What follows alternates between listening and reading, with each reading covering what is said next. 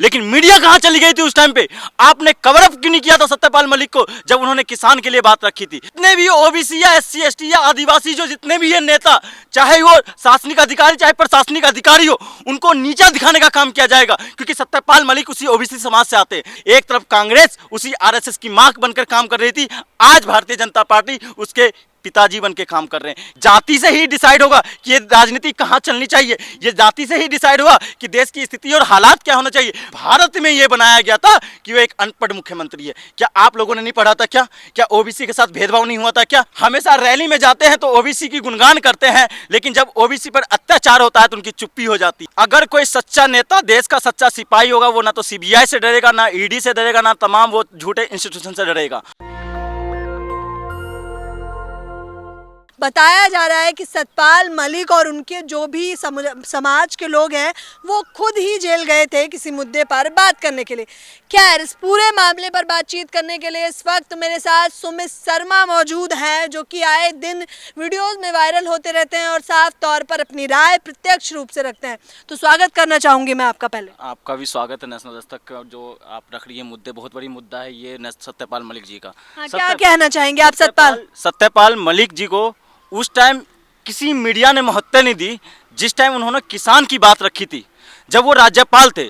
आज तमाम जो मीडिया ये सवाल उठा रहा है कि सत्यपाल मलिक उस टाइम क्यों ने सवाल उठाया था, तो उनसे ये कहना चाहता हूं कि सत्यपाल मलिक ने सवाल उठाया था, लेकिन मीडिया कहां चली गई थी उस टाइम पे?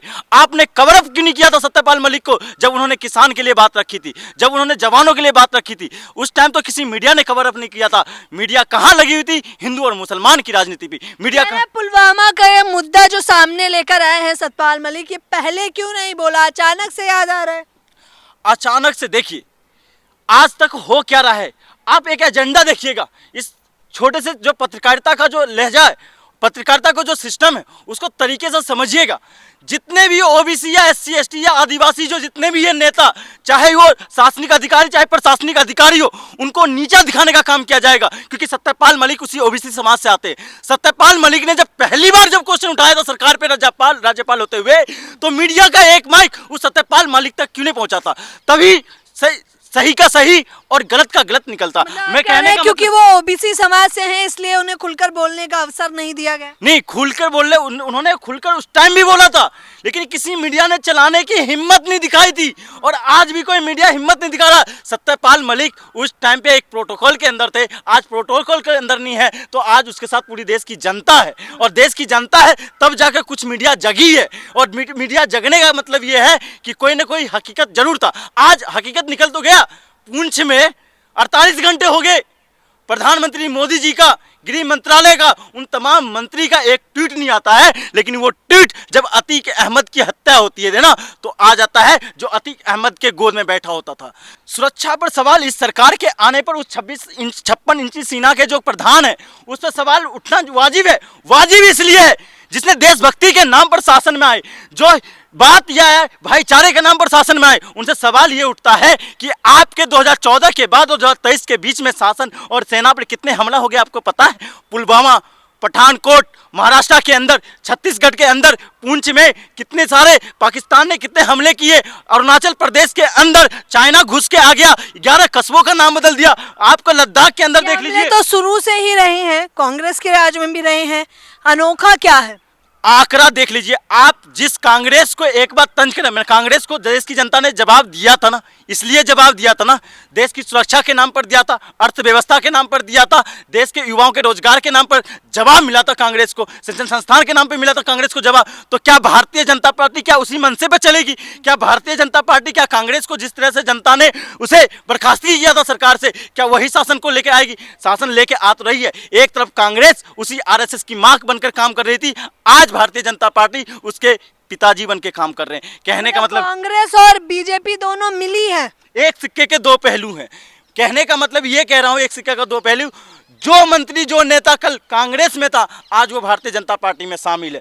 आज कहने का मतलब जिस तरह से आप क्या आए थे, आप समानता को लेकर आए थे, लेकिन आपने असमानता फैला दी देश के अंदर, जातीय असमानता और धार्मिक उन्माद फैला दिया देश के अंदर। बीजेपी ने फैलाया। अच्छा, आप तो खुद ब्राह्मण है, ब्राह्मण तो समर्थक है बीजेपी के। आप सुनिए, पहले क्लियर कट करता हूं, मैं ब्राह्मण नहीं हूं। शर्मा से कोई ब्राह्मण नहीं हो जाता सरनेम से। मैं बढ़ई जाति से आता हूं और मैं ओबीसी समाज से आता हूं, इसलिए मैं ओबीसी समाज की बात रख रहा हूं। लेकिन अगर क्या जाति से ही डिसाइड होगा कि ये राजनीति कहां चलनी चाहिए, ये जाति से ही डिसाइड होगा कि देश की स्थिति और हालात क्या होना चाहिए। मैं ये सवाल पूछता हूं कि आपने सेना के नाम पर आए थे ना, सेना की सुरक्षा के नाम पर आए थे। आजाद देश में पहली बार हुआ एक किसी अधिकारी का, किसी का अभी तक किसी का क्रैश नहीं हुआ था। आपके सीडीएस का क्रैश हो गया और उसकी जांच का रिपोर्ट आपने देश की जनता को नहीं दिया। आपके 8 साल 9 साल तो आए दिन कुछ ना कुछ रिपोर्ट कार्ड मांग रही है, कभी प्रधानमंत्री मोदी जी के, कभी चर्चाओं में कुछ और देखना चाहती है, तो जनता के अनुसार चलेंगे। आप कहां ले जा रहे, डिग्री पे ले जा रहे। आपको नहीं पता है कि ओबीसी के वो तमाम नेता जिनको जो लालू प्रसाद यादव का उदाहरण देना चाहता हूं, क्या स्ट्रेटेजी बनाई गई थी पूरे भारत के अंदर मीडिया के द्वारा। वो पटना यूनिवर्सिटी का गोल्ड मेडलिस्ट, पटना यूनिवर्सिटी का टॉपर, लेकिन पूरे भारत में यह बनाया गया था कि वो एक अनपढ़ मुख्यमंत्री है। क्या आप लोगों ने नहीं पढ़ा था क्या? क्या ओबीसी के साथ भेदभाव नहीं हुआ था क्या? राम नरेश यादव के साथ क्या हुआ था, आपने नहीं पढ़ा था क्या?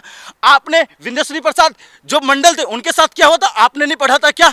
ये तो हुकूमत देखिए कि बाबा साहब अंबेडकर को भी इन्होंने जाति के आंच में लाके रख दिया, जिनके पास 35 से प्लस डिग्रियां हैं। आपको नहीं पता है कि बाबा साहब जब अंबेडकर, अभी अंबेडकर जयंती गई है, कितने भारतीय जनता पार्टी के नेता ने जयंती मनाई है? आंकड़ा निकाल के देखिए कितने अंबेडकर जयंती मानने, जितने जो समानता की बात कर रहे हैं ना, कितने अंबेडकर के नाम पर उन्होंने कोसा था उनको। ये तो समस्या है इस देश की कि तमाम लोग ये मानने पर आतुर हो चुके हैं कि भीमराव अंबेडकर बस दलितों के और निजी तबके के लोगों के मसीहा हैं, भूल जाते हैं कि संविधान नहीं लिखा। बिल्कुल वही बात, जिस संविधान के नाम पर आज आपको मानव अधिकार मिला है, जिस संविधान के नाम पर आपको भारत में जीने का अधिकार मिला है, जिस लोकतंत्र के नाम पर आपको सदन में आपकी बात सुनी जाती है, जिसके मसीहा है, अगर आप उनको भी जाति में बांट दीजिएगा ना, तो देश की स्थिति क्या है वो दिख जाती है देश की जनता को और दुनिया को। आप जब देश के बाहर जाते तो उसी बाबा साहब की गुणगान करते, आप जब इसी देश से बाहर जाते तो बुद्ध की गुणगान करते, आप जब इसी देश से बाहर जाते तो गांधीवाद की बात करते, आप जब इसी देश से बाहर जाते हैं तो आप क्या कहना चाह रहे हैं कि मोदी जी फैला रहे हैं, मोदी जी ये छलावा कर रहे हैं? मैं कह रहा हूं अगर देश का मुखिया अगर मोदी जी है तो सवाल मोदी जी पे ही उठेगा।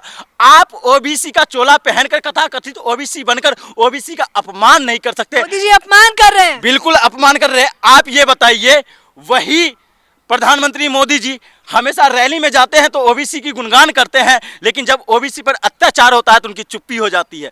आपको नहीं पता उत्तर प्रदेश के अंदर तमाम मीडिया ने अतीक अहमद को लेकर खबर चलाई, लेकिन वही कॉलेज जा रही थी छात्रा जिनके ऊपर गोली चल गई, उसकी खबर नहीं बनती उत्तर प्रदेश के अंदर। तो आप बता, सवाल उठना चाहिए कि नहीं उठना चाहिए? बहुत बड़ा सवाल उठा दिया है इन्होंने जब ये बात कर रहे हैं जाहिर तौर पर किस प्रकार से एक लड़की की गोली मारकर सरेआम दिन दहाड़े हत्या कर दी गई। तो ये सवाल उठ खड़ा हुआ है रामराज पर, ये सवाल उठ खड़ा हुआ है योगी के उस राज पर जहां वो कहते हैं कि 2017 के बाद से जंगल राज रामराज में तब्दील हुआ है। ये तमाम सवाल है, क्या कहेंगे आप? सतपाल मलिक पर लोग कह रहे हैं सीबीआई जांच होगी और जेल। सुनिए, अगर कोई सच्चा नेता, देश का सच्चा सिपाही होगा, वो ना तो सीबीआई से डरेगा, ना ईडी से डरेगा, ना तमाम वो झूठे इंस्टीट्यूशन से डरेगा। वो इंस्टीट्यूशन की सच्चाई, इंस्टीट्यूशन को एक अधिकार दिलाने के लिए हमेशा लड़ेगा और देश की जनता और देश की आवाज बनकर बाहर निकले हैं तो उनका सम्मान करता है। सत्यपाल मलिक एक आवाज है, सत्यपाल मलिक आवाज बन चुके हैं, अब बिल्कुल बन चुके हैं। ओबीसी समाज का आवाज है, किसानों का आवाज है, नौजवानों के आवाज है। और आप जिस तरह से तमाम राज्यों में जिस तरह से हो रहा है वो अब आवाज निकल के आ रही है, सड़कों पे आ रही है, आज आवाज बन के आ तो रही है, सदन तक जा रही है। आप सदन से म्यूट कर सकते हैं। क्या होगा आगे, क्या होने वाला है, रणनीतियां क्या होंगी, वही जानना दिलचस्प है। रणनीतियां ये है कि आप एक चोला पहनकर हिंदू के नाम पर, हिंदू राष्ट्र के नाम पर देश को बांट नहीं सकते। कहने का मतलब अगर आप हिंदू राष्ट्र की बात करते हैं तो सबसे पहले आपको क्लेरिफाई करना पड़ेगा कि उस हिंदू राष्ट्र में कौन एडजस्ट होगा। आप अगर बात करते हैं बराबरी का तो आप जनगणना के हक में क्यों नहीं बोलते? जब आप ईडब्ल्यूएस ला सकते हैं तो आप जितना हक उतना अधिकार मिलना चाहिए, उस पर सवाल और जवाब करने की हिम्मत क्यों नहीं जता रहे? तमाम सवाल उठ खड़े हुए हैं जाहिर तौर पर। जिस प्रकार से सुमित बताने का प्रयास कर रहे हैं, एक बड़ा सवाल इन्होंने उठा दिया कि आखिरकार जातिगत जनगणना पर सरकार चुप क्यों खड़ी हुई है।